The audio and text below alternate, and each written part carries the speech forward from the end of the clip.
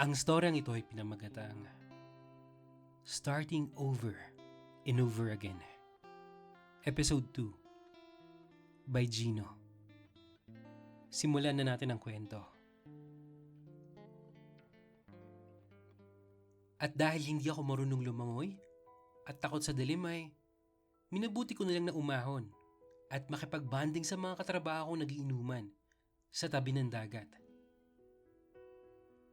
O Gino, halika siya tayo.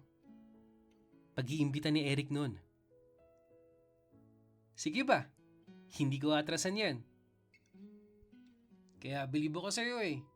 Wala kang inaatrasan eh. Teka, nasan ba si Albi? Si Albi? Yun, biglang umatras. Ewan ko kung saan siya nagsuot. Bahala siya. Uy, LQ! Sabay-sabay na panunukso ng grupo sa akin na para bang isang choir. Nakakaapat na shot na ako ng rum nang biglang lumitaw si Albi at yumakap sa likod ko. Gino, saan ka ba kasi nagpunta? Kanina pa ako hanap sa iyo eh. Akala ko naman nalunod ka na. Talaga? Eh ikaw tong biglang nawala eh. Alangan namang manatili pa ako kung iniwan na ako, di ba?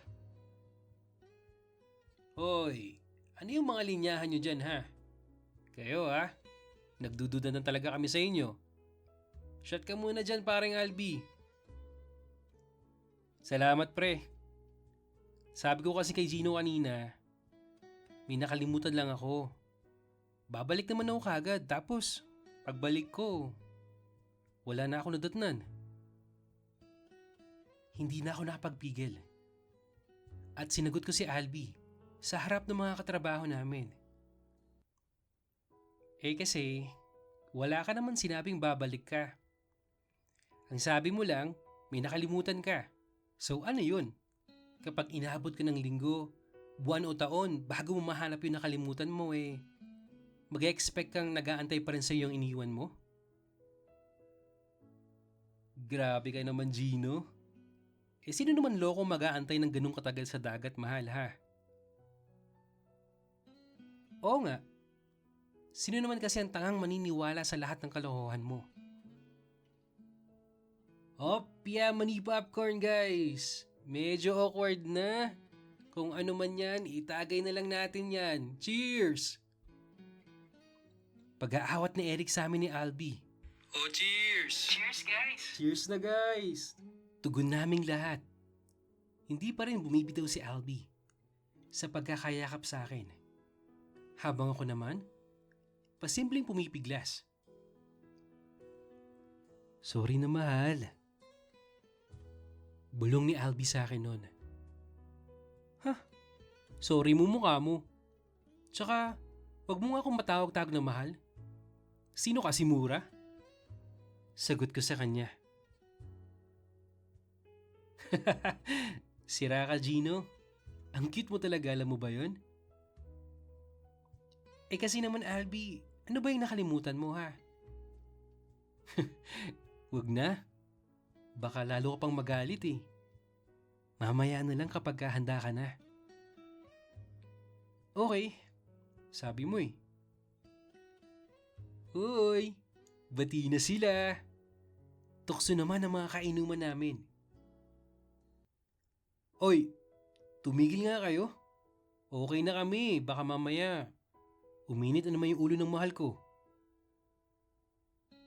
Relax ka lang kasi, Gino. Kaka-promote mo lang oh. Dapat masaya ka. Kayo, tayong lahat, dapat masaya. Shucks, lasing na ata ako. Pabirong sampit ni Eric. O pare, ano na? Akala ko ba hanggang umaga to ha? Bakit parang susuwa ka na yata eh? Pangaasar naman ni Albi kay Eric noon. Lumipas ang ilang oras ng aming tawanan, kwentuhan, at laklakan. Hanggang sa kami na lang ni Albi ang napag-iwanang matatag sa harap ng alak. Gino, Ang hirap mo palang patumbahin sa inuman, no? Ang tibay mo. Hindi mo ko matatalo sa larangang to. No match ka sa akin, Albi. Malakas yata to. Nagkatitigan kami. At maya-maya pa'y naging malikot ang mga daliri niya. Hanggang sa nilalaro na nito ang aking mga labi. At ipinasok ang hintuturo niya sa bibig ko. Nakailang labas-masok siya ng daliri niya sa bunganga ko. Bago ako nahimasmasan, kunwari ako nagalit. Uy! Loko ka? Kadiri ka, Albi, ano ba?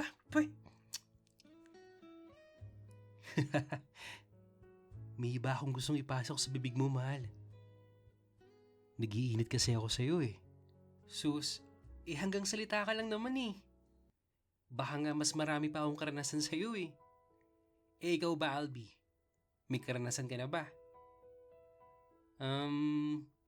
Secret. Ba't ko ba kasi nakalimutan yung regalo ko sa'yo? Kainis naman, nakaka-bad trip oh. Ano ba kasi yun? Protection yun. Papasukin kasi sana talaga kita ngayong gabi. Wow ah, ang lakas ng loob mo ah. Bakit? Papayag ba ako? Papayag ka. Alam ko. Ramdam kong bibigay ka din sa akin, my loves. Loko ka talaga. Tama na nga to, matulog na tayo. Bus na iniinom natin oh. Tsaka, anong oras na? Gigising pa tayo. Sige Gino, tara. Nilipat ko na pala yung mga gamit nating dalawa. Doon sa sobrang kwarto. Tayong dalawa lang yung mag-o-occupy doon. Meron kasi hindi nakasama sa outing kaya may sobra. Wow! So pinagdahandaan mo talaga ha? Mukhang may bahala ka talagang masama sa akin, Albi ah. Wag mo na lang subukan at baka ma-addict ka pa. Paranas naman yan, mahal. Sige na. Para malaman ko kung nakaka-addict ba talaga. Pinasasabik mo ko eh.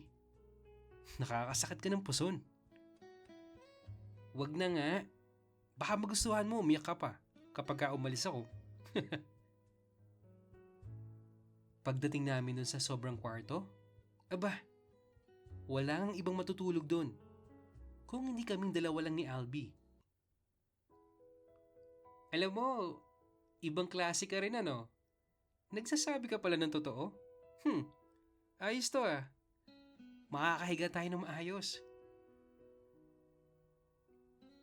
Sabay na tayong maligo sa banyo, mahal. Tara! Ha? Ayoko nga. Mauna ka na pero bilisan at gusto ko rin magpahinga. Ano ba yan? Killjoy talaga. Wala man lang pa-thank you sa mga efforts ko.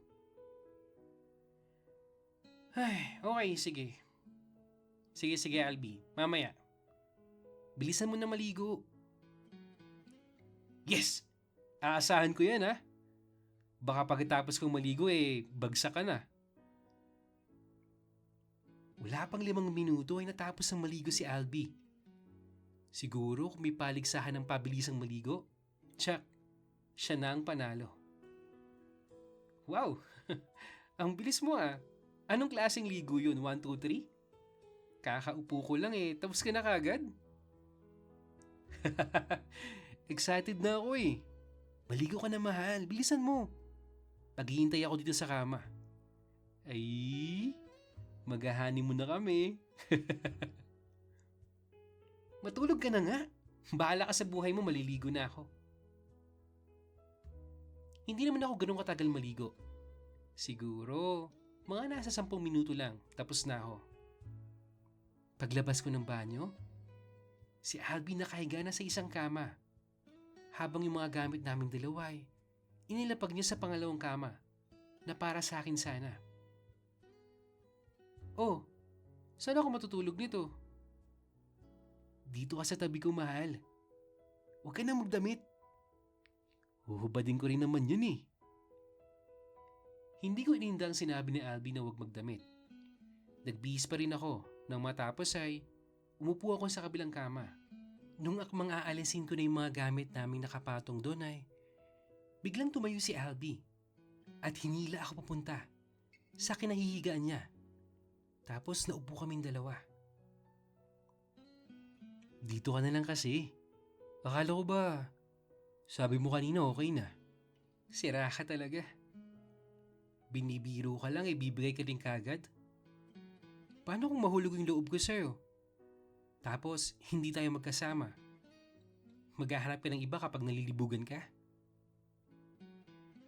Kinuha ni Albie ang aking kamay at tumingin sa aking mga mata. Gino, alam kong hindi mo pa ako lubusang pinagkakatiwalaan. Hindi rin kita masisisi kasi playtime lang ako palagi eh. Madali kasi ako maboard. Lalo na sa trabaho. Kaya naman nagagawa kong mga sar. Pero kung bibigyan mo ko ng pagkakataon ay patutunayan ko sa'yo na seryoso ako. Kaya bumigay ka ng mahalo. Please? Ang sakit na ng tiyan ko eh. Naramdaman ko naman na sincero si Albie sa mga sinabi niya. Pero may iba pang damdamin ang gumigising sa akin. Habang hawak kasi ni Albie yung mga kamay ko ay minamasahe niya ito. O baka dala ng tama ng alak. Hindi ko pinigilan ang sarili ko. At tinulak ko si Albie pahiga sa kama. Bagay na ikinagulat niya. Wait. Seryoso na ba to? Mag-aani muna talaga tayo, mahal? Tumahimik ka na lang. Tapos humiga ka. Baka may ibang makahalata eh. Ako nang bahala sa'yo. Sinimulan kong amoy-amoy ng katawan ni Albie. Sa leeg, sa dibdib, sa kilikili, sa tiyan, magpahanggang sa singit niya. Oh guys, puputulin ko yung ibang parts dito ah. Baka mapagalitan tayo ni YouTube eh. Balik tayo sa kwento. Pagkatapos namin magpalitan ng init ng katawan ay sabay na kami nagtungo sa banyo at naglinis ang aming mga sarili. Wala akong masyadong imik mula nang matapos kami at nahiga na lang sa tabi ni Albie. Nasarapan kasi ako ng sobra. Kahit masakit, kaya hindi ako mapagsalita. Sa totoo lang, hindi pa ganoon kagaling si Albie. Pero sinubukan naman niya. Marahil, hindi pa talaga ganoon kadami ang karanasan niya. May iba palang sarap kapag pareho niyong gusto yung pagtatalik. Hindi yung napipilitan ka lang. Dahil sa takot o dahil sa wala kang choice. Ganun kasi halos lahat ng mga naging karanasan ko noon. Tahimik ka yata, mahal. Hindi mo ba nagustuhan?